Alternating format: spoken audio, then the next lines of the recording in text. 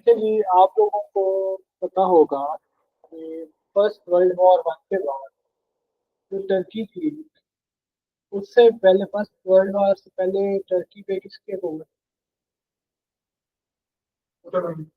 Ottoman Empire. ठीक है। अब ऑटोमन एम्पायर थी तो वो क्या थी? खिलाफत थी, खिलाफत उस्मानिया जिसको कहते हैं। तो खलीफा कहा जाता था जो टर्की। तो अब जब वर्ल्ड वॉर वन हुई उसके बाद क्या हुआ कि टर्की को डिवाइड कर दिया। जैसे पहले वो ये सऊदी अरेबिया वगैरह ये भी टर्की का हिस्सा हुआ, उसको अलग कर दिया। तो अब उसको किया किसने था? ये सारा कुछ इसमें रेवोल्यूशन जो कि मुस्तफा कमाल पाशा, उन्होंने ये रेवोल्यूशन लेके आए। उन्होंने एक आइडियोलॉजी दी जिसको हम क्या कहते हैं, आइडियोलॉजी ऑफ कमाल। ठीक है। तो उस कमालिज्म के लिए 6 पिलर्स थे। ठीक है जी।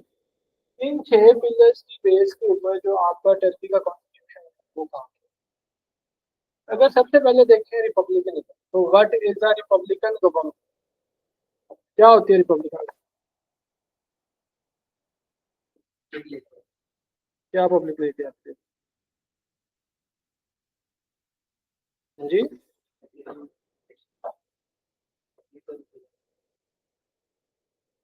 तो डेमोक्रेसी क्या है? वही है, रिपब्लिकन भी वही है, वो भी वही है। अच्छा जी, कह सकते हैं। लेकिन सीएसएस के इंटरव्यू में जाके ये कहेंगे तो फिर वो कुछ बात ही नहीं करेंगे। खैर, रिपब्लिकनिज्म ये होता है, in republican type of government the consent of governed is required. कि कंसेंट के साथ होगी। इसकी ये थ्योरी थी, कंसेंट वाली थ्योरी किस वेस्टर्न फिलोसफर ने दी थी? सोचो। गवर्नेंस के लिए कंसेंट किसने कहा था रिक्वायर्ड है? सही कह रहा है, किसने कहा? लॉक ने कहा।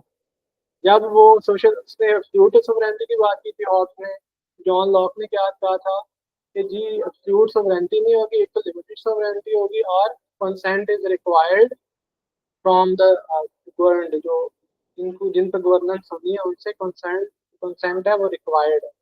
एक चीज होगी, जॉन लॉक की थ्योरी इसने अप्लाई।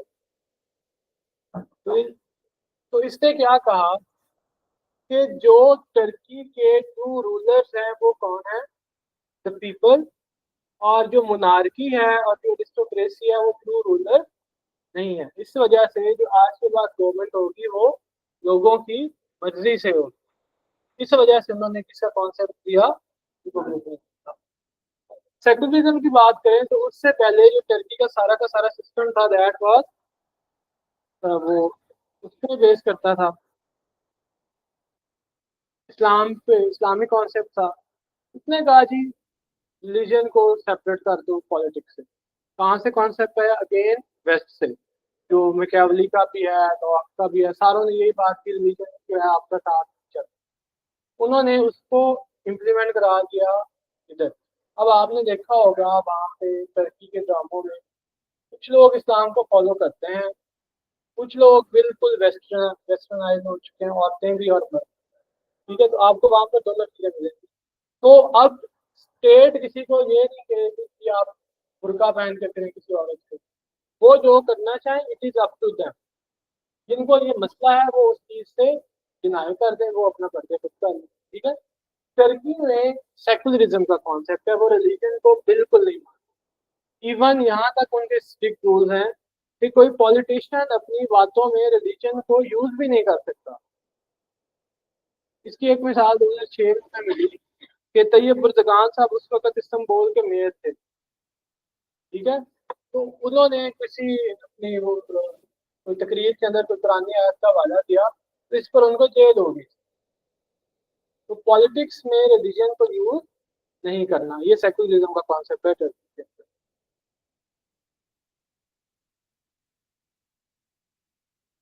अच्छा जी, नेशनलिज्म की अगर हम बात करें तो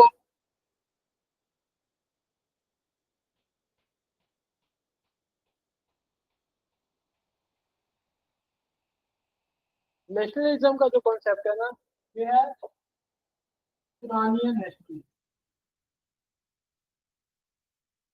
टर्किश नेशनलिज्म कहते हैं ईरानियन नेशनलिज्म। वहाँ कहते हैं ना, नाक चौरानी है बाकी नाक पर। ठीक है। तो इसने ये नेशनलिज्म में ये कहा था कि जो लोग हैं, क्योंकि वो असल रूलर वो हैं, वो हमने जो आपकी मोनार्की है उससे निकल के हमने जो तुर्किश नेशनल्स हैं, लेकिन पहले कौन थे, पहले अरबी भी खिलाफत उस्मानिया के अंदर आते थे। तो अब उन्होंने कहा कि जो असल में तुम टर्किश है, अब सिर्फ वही टर्की के रूलर होंगे, बाहर वाले आके टर्की पे हुकूमत नहीं कर सकेंगे। जो ओरिजिनल बाय बर्थ वो तुर्क है ना, वो हुकूमत करेंगे। इस वजह से उनका वो नेशनलिज्म जो था, वो उनकी तुरानी नेशनैलिटी की बेस पर था। जो उनकी ओरिजिन है वो तुरानी है। तो उस बेस पे उन्होंने अपना जो कमाल नेशनलिज्म दिया था, वो इस बेस पर दिया था। और इसके बाद रेवोल्यूशनलिज्म। ठीक है, ये आपका कॉन्सेप्ट है। तो रेवोल्यूशन लेके कौन आया था जी, आपका कमाल। और उसने क्या किया था, उसने इस्लामिक इंस्टीट्यूशन को बदल के डेमोक्रेटिक इंस्टीट्यूशन लेके आया था। ठीक है।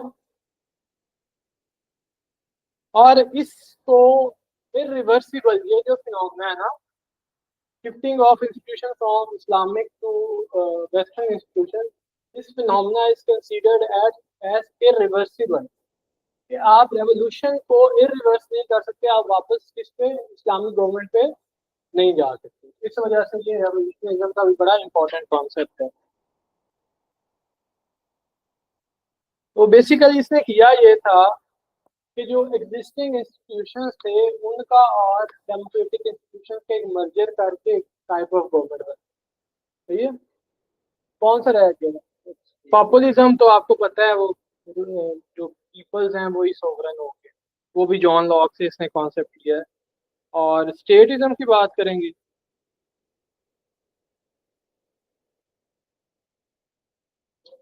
स्टेटिज्म में एक्चुअली बात करता है वो डेवलपमेंट की, इकोनॉमिक एंड सोशल।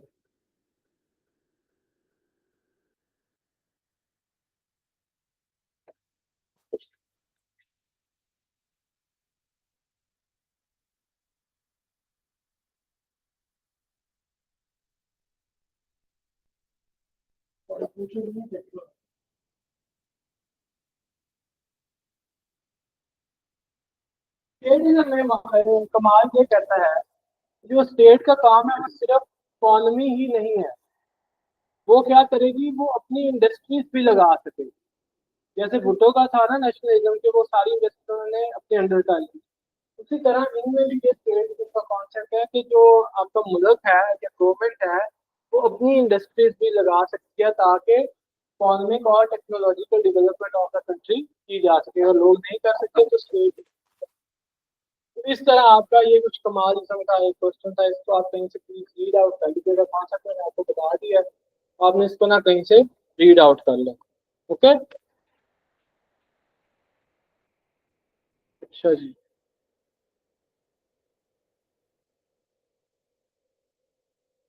जरा आज करते हैं constitution of Malaysia. Right.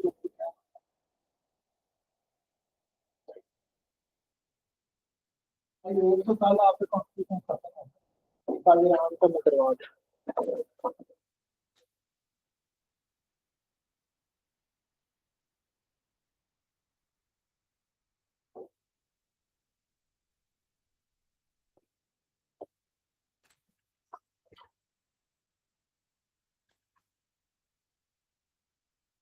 Constitution of Malaysia को अगर हम देखें तो इसकी जो नेम ऑफ फेडरेशन है, इसका नाम है क्या, माले। हम इसको मलेशिया कहते हैं, लेकिन उनका मिशनल नाम है माले। और इंग्लिश नेम जो उनका है वो है मलेशिया का। Basically it is a federation of 13 state.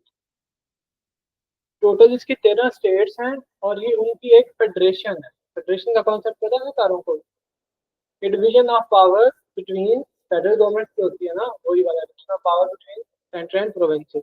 तो ये 13 स्टेट्स के दरमियान आपकी क्या है, एक फेडरेशन। और इन्होंने भी पाकिस्तान की तरह Islam is the religion of federation, Islam इनका रिलीजन मलेशिया वाला था। By constitution they are Islamic country and constitution is the supreme law.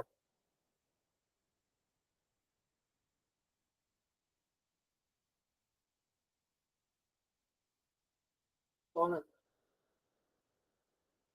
अच्छा जी, इसके बाद आपका आ जाता है आगे, इसमें फंडामेंटल लिबर्टीज दी है, ठीक है, इस कॉन्स्टिट्यूशन के अंदर। तो फंडामेंटल लिबर्टीज इनका आर्टिकल है 5 से 13 तक।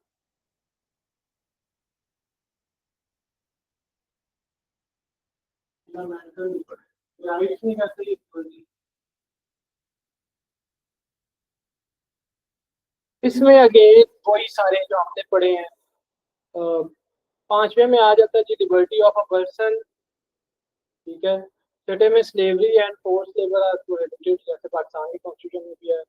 Protection against retrospective criminal law and repeated trials, वही जो हमारा 13-14 वाला है वो इसमें भी आ गया है। Equality of citizen, prohibition of freedom of movement भी इन्होंने दी है। फ्रीडम ऑफ स्पीच है, freedom of assembly, freedom of association, freedom of religion and right of education.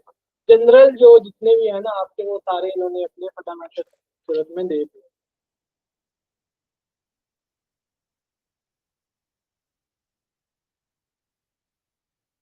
ठीक हो गया जी। उसके बाद अब आपने इसका स्ट्रक्चर समझना है, ये बड़ा इंटरेस्टिंग है इसका स्ट्रक्चर।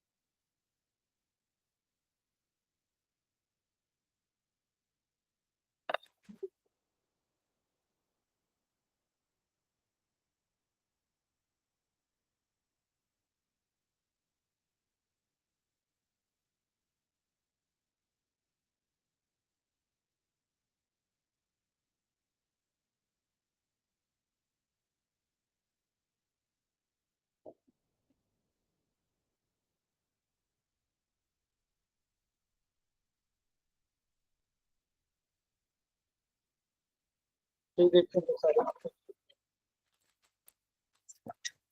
यांग यांग दी पेट्रोन अकोन, ये है जी इनका सुप्रीम हेड ऑफ स्टेट। उनकी जबान में सुप्रीम हेड ऑफ स्टेट को ये कहा जाता है, ठीक है। फिर उसका एक डिप्टी होता है जिसको टेम्बोलन यांग दी पेट्रोन अकोन कहा जाता है, ठीक है। एक क्या होता है, सुप्रीम हेड, एक होता है डिप्टी, ठीक है। फिर मैंने जैसे आपको बताया कि 13 स्टेट्स हैं और इट इज अ फेडरेशन। तो हर फेडरेशन का, हर एक स्टेट का अलग अलग रूलर होता है, उनके अपने रूलर्स हैं। जैसे बादशाह नहीं होते, अ टाइप ऑफ किंगशिप, तो वो वहां पर उनके 9 डिफरेंट रूलर्स हैं। 9 स्टेट्स के रूलर हैं और 4 स्टेट्स के गवर्नर हैं। मैं इसको लिख भी देता हूँ, 9 रूलर्स और 4 गवर्नर। ये सारे के सारे कहाँ पर आ जाते हैं, कॉन्फ्रेंस ऑफ रूलर्स में, ठीक है। ये ऐसे अब देखिए उन्होंने पता है क्या बड़ा मजेदार system किया हुआ है। उन्होंने बारियां लगाई हुई हैं गवर्नमेंट करने के लिए। ये सारे यहाँ पर हमेशा से गवर्नमेंट में होते हैं, 9 के 9, 13 के 13। ठीक है, वो कहाँ पर आ जाते हैं, कॉन्फ्रेंस ऑफ रूलर। ये सारे वहां पर आ जाते हैं। अब ये क्या करेंगे, ये अपने ऊपर इन 13 में से किसी एक बंदे को चुन लेंगे, जहां भी सुप्रीम हेड, और दूसरे को डिप्टी। और फिर ये टर्म वाइज चेंज होते रहे। ठीक है, तो क्या हुआ, इसका मकसद क्या हुआ कि एक तो हमारे पास जो टर्म आ गई वो आ गई इसकी कितनी, 5 ईयर्स की। और इसको सिलेक्ट कौन कर रहा है जी, आपका कॉन्फ्रेंस ऑफ रूलर। तो फिर कॉन्फ्रेंस ऑफ रूलर का फंक्शन क्या आ गया, सबसे पहले वो अपॉइंटमेंट इसकी करते हैं, और दूसरी अपॉइंटमेंट वो किसकी करते हैं, उसके डिप्टी की अपॉइंटमेंट करते हैं।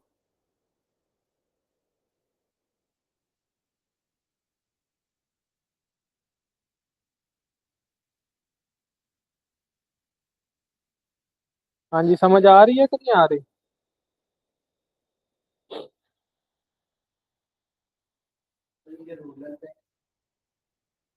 नहीं, वो रूलर्स की जो है इनमें इनहेरिटेंस है, गवर्नमेंट 4 में नहीं है, बाकी 9 में है। इनहेरिटेंस वाइज है, बाकी 4 वो गवर्नमेंट। वो भी फिर ये कॉन्फ्रेंस ऑफ रूलर ही उनको भी अपॉइंट करते हैं गवर्नर। तो देखें, पहले जो थी ना वो 9 डिफरेंट जगह थी जहाँ पर उनकी हुकूमतें हुआ करती थी। फिर वो इकट्ठे होके क्या बन गए, फेडरेशन ऑफ माले। ठीक है, या फेडरेशन ऑफ मलेशिया। अब उन्होंने फिर कुछ ऐसी जगह थी जहाँ पर आबादी नहीं थी, या जहाँ पर कोई लोग नहीं, ज्यादा नहीं थे। उन्होंने उन जगहों पर इसको भी कैप्चर कर लिया, वहां पर तो किसी की डायनेस्टी नहीं आ सकती। इस वजह से उन्होंने वहां पर क्या भेज दिया जी, गवर्नर्स अपने भेज दिए, गवर्नर। तो वो वहां पर अपने वो करते हैं। तो इसका क्या मतलब हुआ कि अब ज्यादा पावर्स किसके पास होनी चाहिए, कॉन्फ्रेंस ऑफ रूलर्स के पास। ये है जी हेड ऑफ स्टेट, आप इसको कह सकते हैं, और एग्जेक्टिव हेड ऑफ स्टेट। हाँ जी, he is the head of state as well, he is the executive head of state.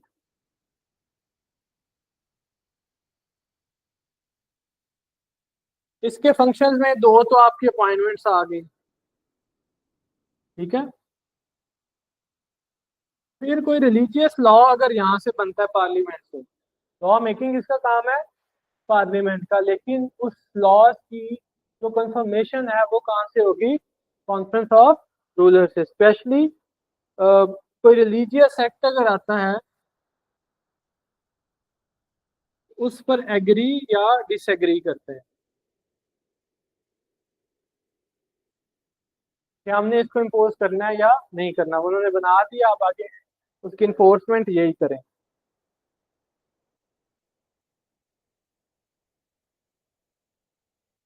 फिर स्पेशल कोर्ट के मेंबर्स भी यही अपॉइंट करते हैं।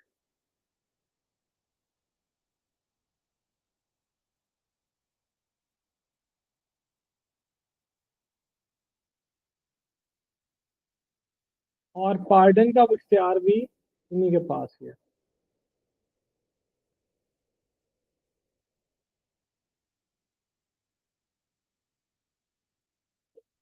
हाँ जी,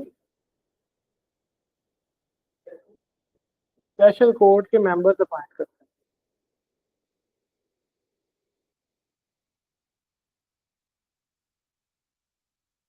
दो चीजें, ये सारे समझ आ गई है, कोई क्वेश्चन हो किसी का तो।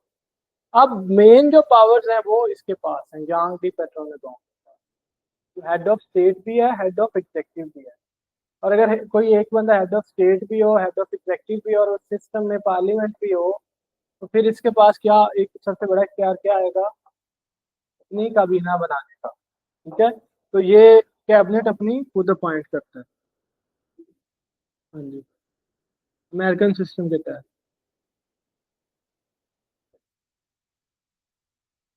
ठीक हो गया जी, अपॉइंटमेंट ऑफ कैबिनेट कौन करेगा या खुद ही करेगा?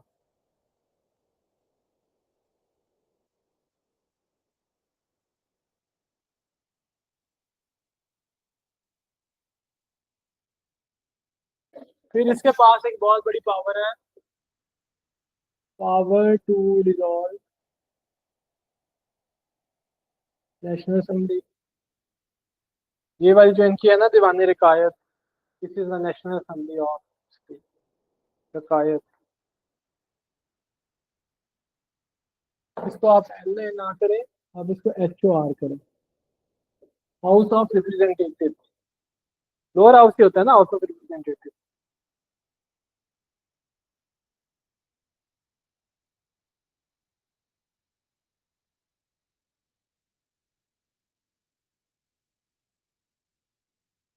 सुप्रीम कमांडर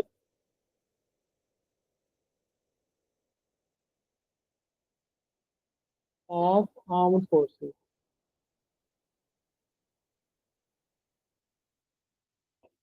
ओके,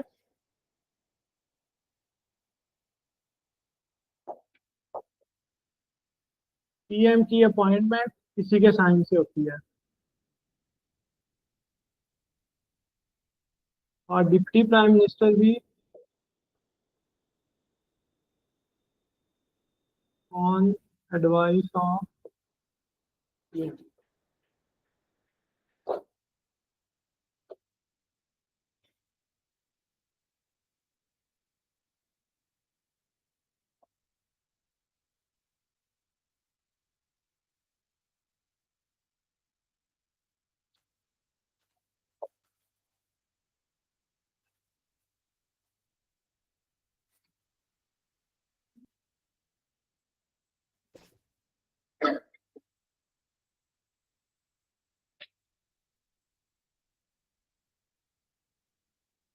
भाई ठीक है।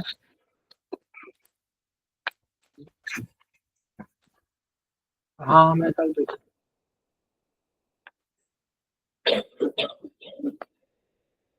मेरी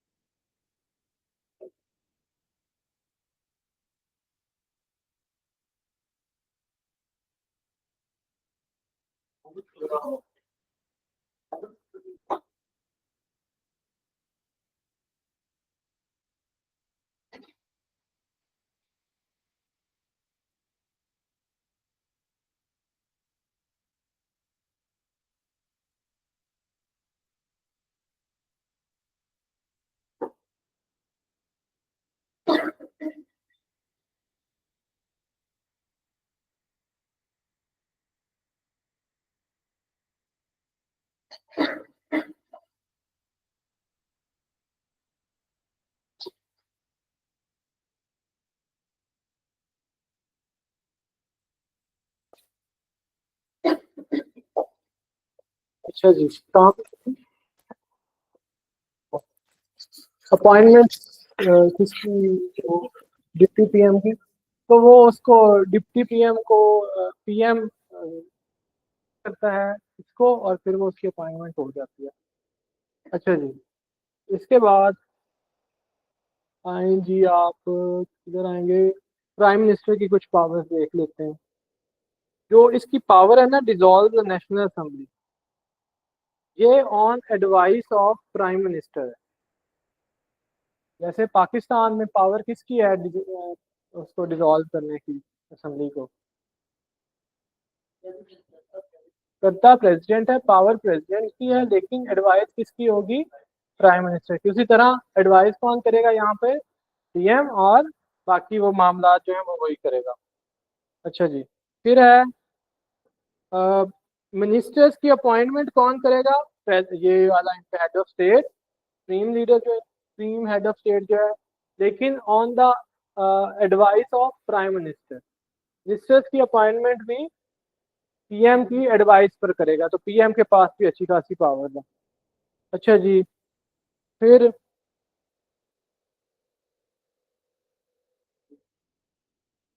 हम्म, इसके बाद देखिए मेन जो काम करते हैं ना, जैसे हर एक वो थ्योरी और प्रैक्टिस में फर्क होता है हर कॉन्स्टिट्यूशन में, अगर आपने देखा काम यही कर रहे हो।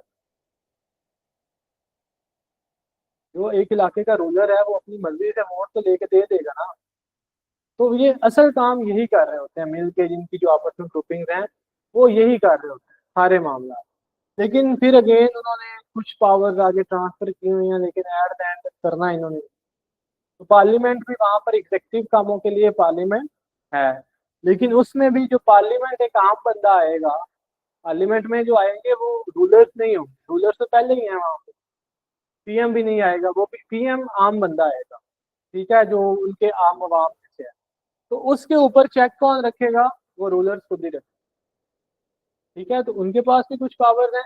इसमें पाकिस्तान का असल में इशू ये हुआ कि हमने कह दिया वो 58(2)B में कि अगर prime minister president prime minister की बात नहीं मानेगा तो 48 घंटों के बाद वो खुद ब खुद मानी जाएगी, डिसोल्यूशन ऑफ नेशनल असेंबली के बाद, ठीक है। तो इस वजह से हम ये कह देते हैं कि प्राइम मिनिस्टर की जो है वो पावर्स बहुत ज्यादा है। लेकिन प्राइम मिनिस्टर यहाँ पर प्राइम मिनिस्टर की पावर्स इतनी ज्यादा नहीं है, वो अगर वो डिसॉल्व करने की ये एडवाइस कर देगा, तो अगर वो मान ले तो ठीक है, नहीं माने तो फिर भी पावर तो उसी के पास है ना। इवेंचुअली रूल किनके पास आ गया? कॉन्फ्रेंस ऑफ रूलर के पास था। हाँ नहीं सर।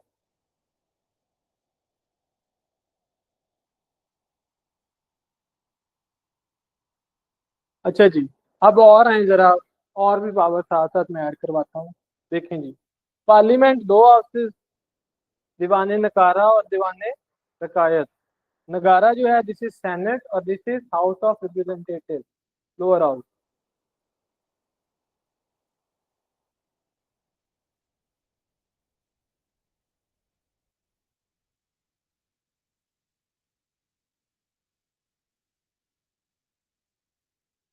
अच्छा जी, दीवाने नगारा की अगर हम बात करें तो इसमें 2 member from each state. Each state से मुराद क्या है? कितने लोग आ जाएंगे इससे? 26 मेंबर ऑफ ईच स्टेट से मुराद जो रूलर है ना उनके, तो वो नौ नौ है। 9 स्टेट्स हैं, बाकी तो फेडरल टेरिटरीज है ना जिनके गवर्नर हैं। स्टेट्स 13 हैं, वो फेडरल 4 फेडरल टेरिटरीज हैं, 9 स्टेट्स हैं, ठीक है। तो उन हर स्टेट से दो दो बंदे, तो टोटल ये कितने हो गए? 18। फिर 40 मेंबर्स बाय ये सुप्रीम हेड। डायरेक्ट 40 बंदे ये सेनेट में अपने भेजेगा, सही है। फिर 4 मेंबर्स फ्रॉम फेडरल टेरिटरीज।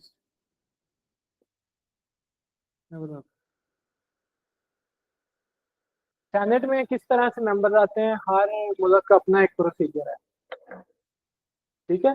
जैसे हमारे 14-14 हैं और आगे 10, 4-4 और एक एक, तो वो हर सूबे के हिसाब से इन्होंने कह दिया जी हर स्टेट से दो लोग, फिर 40 सुप्रीम हेड दे देगा, और हर जो उनकी फेडरल टेरिटरीज हैं जो 4 है उनमें से एक एक मेंबर आ जाएगा, ओके। अच्छा जी, फिर उसके बाद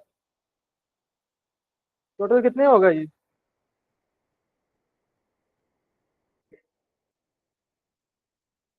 62 हो गए जी। अच्छा जी, एक सेकंड रुकेंगे जरा।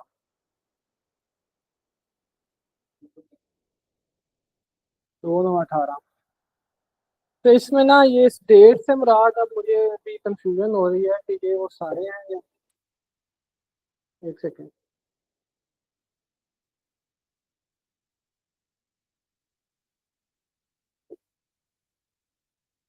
तो इसको हम 26 करें, ये 40 और ये 4, तो टोटल 70 हो गया। ये सारी वो ईच स्टेट से मुराद वो भी ऐड करेंगे आप। और वो जो है ना, ये जो हम 13 यहाँ पर लिखे हैं, 9 रूलर 4 गवर्नर, वो जितनी भी टेरिटरीज हैं उनसे, ये फेडरल टेरिटरी वो होगी, उनका कैपिटल जो होगा ना, सिर्फ इस्लामाबाद है, इस्लामाबाद से हमारे 2 लोग आते हैं सेनेट के अंदर, उनकी जो फेडरल टेरिटरी है वहाँ से 4 लोग आए। ठीक है, ये वो फेडरल टेरिटरी है। और ये वो हर ये 9 जो रूलर और 4 गवर्नर, 13 स्टेट जो है ना, उनमें से आपके 26 लोग आएंगे, 40 ये हो गए, कितने हो गए, 66। और 4 ये हो गए, टोटल 70 हो गए आपके। तो ये 70 पूरे आपने कर, ऐसे ही हो। टोटल सेनेट में इनके दीवान ने नगारा मैं मैं बताता हूँ। ये टोटल स्टेट्स कितनी है, 13 स्टेट्स आ गई। 9 ये वाली और 4 ये वाली, टोटल 13 स्टेट्स हो गई। अब हर स्टेट से एक में 2 मेंबर आने, जैसे यूएस के हमने कॉन्स्टिट्यूशन में देखा था। तो वो कितने हो गए, 13 2 26। 40 जो है वो ये वाला बंदा अपॉइंट कर देगा डायरेक्ट, इसके पास पावर्स है, इसमें कोई वो नहीं है, जिसको दिल करे उठा के चले। ओके हो गया, 26 और 66 हो गए। 4 उसने कहा जो फेडरल टेरिटरी है, जो उनका कैपिटल है, वहां से 4। तो ये कितने हो गए, टोटल 70 हो गए। और इनकी टर्म कितनी होती है जी, 3 इयर्स की।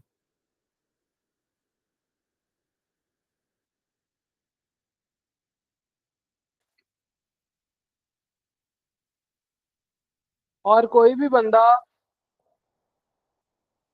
2 कंसेक्टिव टर्म से ज्यादा ऑफिस होल्ड नहीं कर सकता। एक सेनेटर मैक्सिमम 2 टर्म्स के बाद फिर एक दफा ब्रेक लेगा दोबारा। ठीक है, तो 2 कंसेक्टिव टर्म्स हैं। और मिनिमम एज कितनी है इसमें, 30। 30 ईयर से कम बंदा दीवाने नगारा में नहीं आ सकता। और ये डिसॉल्व भी नहीं की जा सकती, अपर हाउसेस कोई भी डिसॉल्व नहीं होता। ठीक है। अच्छा जी, HOR की अगर बात करें, तो ये जो HOR है, इसके टोटल मेंबर हैं जी 222। हाँ जी।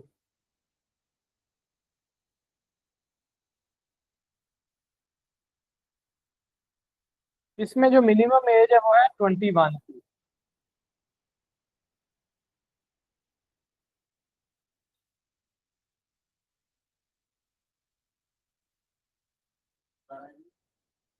इक्कीस।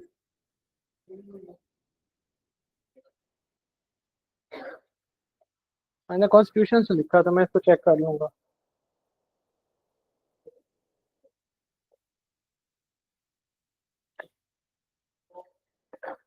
मैंने ये ना कॉन्स्टिट्यूशन से लिखा था, मैं इस वजह से श्योर हूँ, मैं देख लेता हूँ।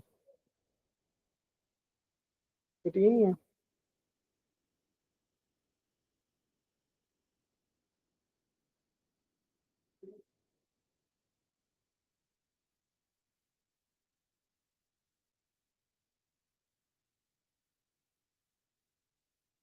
2019 में पहले 21 हुआ करती थी।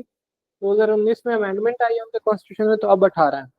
A member of the Diwane Rikayat must be at least 18 years of age, which was lowered from 21 when the Diwane Rikayat passed a bill to amend Article 47 of the Federal Constitution in 2008.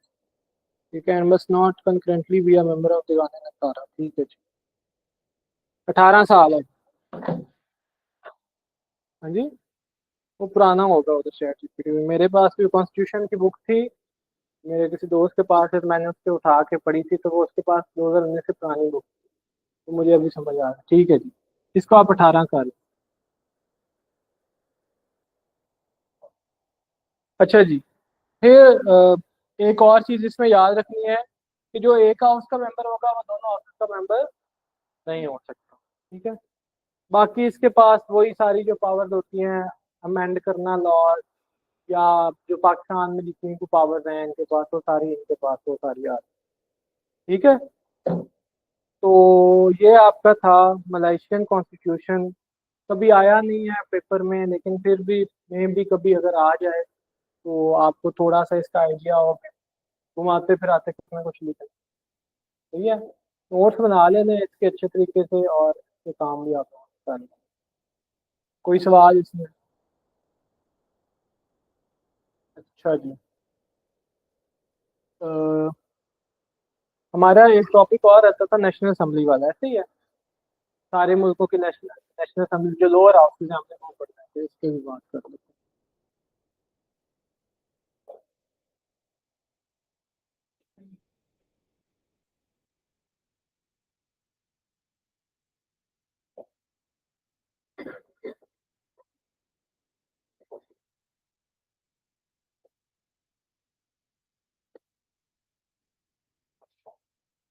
बड़ा छोटा सा topic, इसमें एक दो चीजें हैं, ज्यादा इसमें कुछ नहीं। देखें जी, लोअर हाउसेज जो है ना, इसकी जो सबसे बड़ी पावर होती है वो होती है बजट। बजट हमेशा जो भी किसी भी मुल्क का बनेगा वो कहाँ पर बनेगा? Lower houses.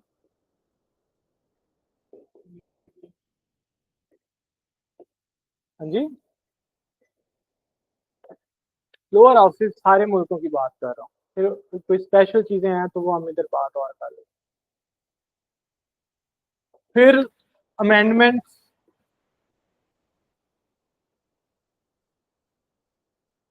In existing laws.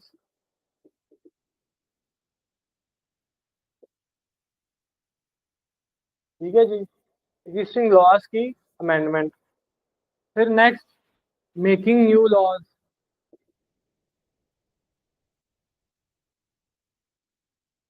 ठीक है। फिर जो इम्पीचमेंट किसी भी ऑफिसर की स्टार्ट होती है वो भी कहाँ से होती है? लोअर हाउस से होती है, और सेनेट में वो ट्रायल चलता है। तो इम्पीचमेंट स्टार्ट फ्रॉम।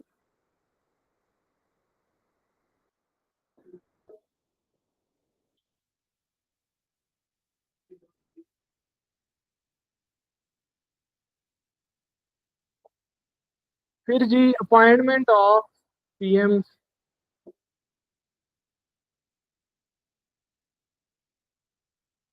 जहाँ जहाँ भी आपका है वो लोअर हाउस है, उन सारों के अपॉइंटमेंट को में लोअर हाउसेज जहाँ जहाँ है वहाँ पर प्राइम मिनिस्टर भी लाते हैं, सवाए यूएस के। वहाँ पर क्योंकि प्रेसिडेंशियल सिस्टम है, लेकिन बाकी जितने भी लोअर हाउसेज हैं उन सारों में प्राइम मिनिस्टर्स भी हैं। जैसे आपने अभी देखा मलेशिया में देखा, आप अगर ईरान में भी देखेंगे वहाँ पर भी है, पाकिस्तान में भी है, इंडिया में भी है, फ्रांस में भी इवन प्राइम मिनिस्टर होता है। ठीक है। तो मोस्ट ऑफ सारे तकरीबन, यूके में भी आपका लोअर हाउस ही इलेक्ट करता है प्राइम मिनिस्टर। ठीक है। फिर इनका रोल इन प्रेसिडेंशियल इलेक्शंस। हाँ जी, इसको नहीं, वो लीडर ऑफ द हाउस आई देगा। लोअर हाउस ऑन द, जो आपकी है वो इलेक्शंस जो है वो लोअर हाउस में होते हैं। ठीक है, मतलब उनका एक जो, सॉरी, उसका इलेक्शंस, इलेक्शन अपॉइंटमेंट नहीं है, इसको इलेक्शन दी। एंड पर उसकी अपॉइंटमेंट जो है वो हमेशा प्रेसिडेंट ही करते होते हैं या हेड ऑफ स्टेट करते होते हैं। ठीक है। रोल इन प्रेसिडेंशियल इलेक्शंस, ये एक बड़ा मजेदार काम है। इन सारों के सारे हाउसेस में जब भी प्रेसिडेंशियल इलेक्शन जहाँ जहाँ पर होते हैं ना, और लोअर हाउसेज हैं वहाँ पर उनका भी एक वोट होता है। ठीक है। और जैसे पाकिस्तान की अगर बात करें तो पाकिस्तान और इंडिया में सेम प्रोसीजर है। नेशनल असेंबली का भी वोट होता है, सेनेट वालों के भी वोट होते हैं, और प्रोविंशियल असेंबली से भी वोट दिया जाता है।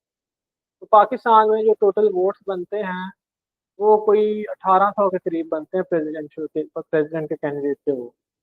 ठीक है, क्योंकि नीचे से भी हर असेंबली से वोट आना होता है, प्रोविंशियल असेंबली से भी। लेकिन उसकी रिप्रेजेंटेशन का एक वो फॉर्मूला, बड़ा कम्प्लेक्स की कैलकुलेशन है। हर बंदे का एक वोट काउंट नहीं होता। ठीक है।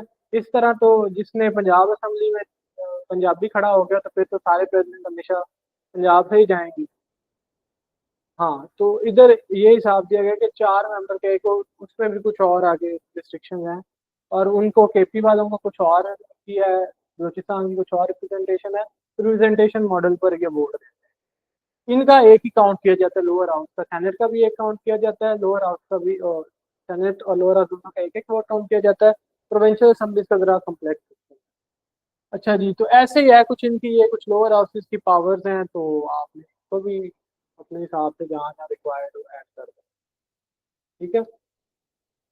कुछ क्वेश्चन हैं वो बड़े ना पेट किस्म के आते हैं, उन पे मैं बात कर लूंगा, उन पे हम कल भी बात करेंगे। यूके का जो सिस्टम है ना, उसमें कन्वेंशन की बात बड़ी आती है, कन्वेंशन मतलब रस्मात की। हम उस पर बात करेंगे। फिर उसके बाद why British monarchy still reviving, हम उस पर भी बात कर लेंगे। इंडिया का सिस्टम कोजाई फेडरल सिस्टम क्यों है? मतलब इस तरह के कुछ पेट क्वेश्चन हैं जो कि हम जिन पे बात करेंगे। ये तो बेसिक कॉन्सेप्ट है ना। अगर ये कॉन्सेप्ट आ जाए कि मतलब इसकी पावर देखें, इसकी पावर देखें, वो तो सीधे सीधे सवाल है। उस पर तो अब आप काम कर सकते हो। लेकिन अब कुछ अजीब किस्म के सवाल, जैसे ये India why India right federal state, ठीक है। फिर ये ब्रिटिश कॉन्स्टिट्यूशन पे आ जाता है कि ये कन्वेंशन रिटन कॉन्स्टिट्यूशन है। या एक दफा आया था, what are the convention in UK constitution. ठीक है, तो अब ये डिफरेंट क्वेश्चन है पार्ट पेपर्स के। हाँ वो कल करेंगे, आज तो ये बस इतना ही। हाँ जी। हाँ जी। ठीक है, उससे पहले वाले भी कर लेते हैं, वो हम आखिरी दिन पे किसी दिन जब होगा ना तो हम उस दिन वो बात कर लेंगे। लेकिन अभी जो है ना, वो हम उसको जो मैं कल बता रहा हूँ कल उसको करेंगे, फिर उसके बाद इस दफा वाले पेपर में कुछ इतना खास आया भी नहीं कॉन्स्टिट्यूशन में, तो ईरान वाला आया हुआ था, बल्कि कल ईरान भी कर। ठीक है, वो भी कर